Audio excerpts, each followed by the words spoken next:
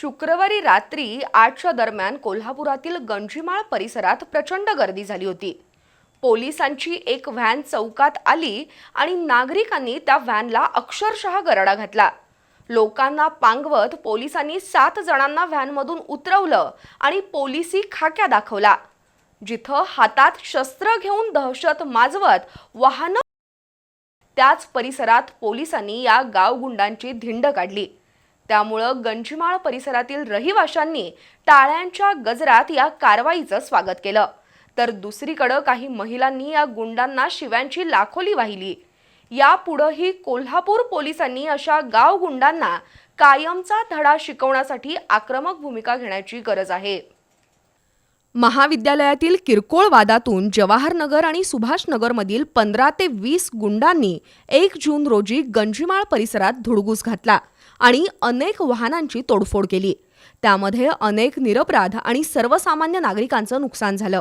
या प्रकरणी जुना राजवाडा पोलिसांनी आकाश मासाळ, संतोष मोटे, अजय डोलारे, गौरव पाटील, रुद्र लोकरे, गणेश सुरते, अरबाज बिजली या 7 जणांना अटक केली। शुक्रवारी रात्री या गावगुंडांची मस्ती पोलिसांनी जिरवली। गंजीमाळ परिसरात या 7 जणांची अक्षरशः धिंड काढली। त्यावेळी बघ्यांची प्रचंड गर्दी झाली होती।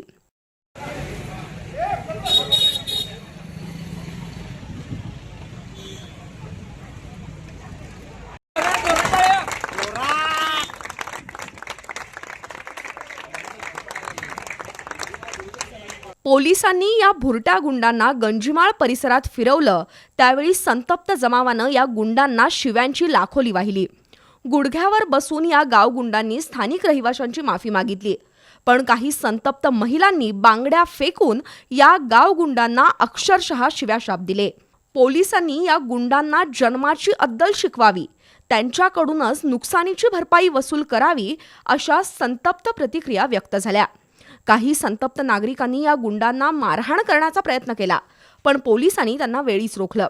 माना खाली घातलेल्या या गावगुंडांना पोलिसांनी चांगलाच डोस दिला। यावेळी शहर पोलीस उपअधीक्षक प्रिया पाटील, पोलीस निरीक्षक किरण लोंढे, राजारामपुरीचे निरीक्षक सतीश होडगर यांच्यासह पोलीस कर्मचाऱ्यांचा फौजफाटा तैनात होता।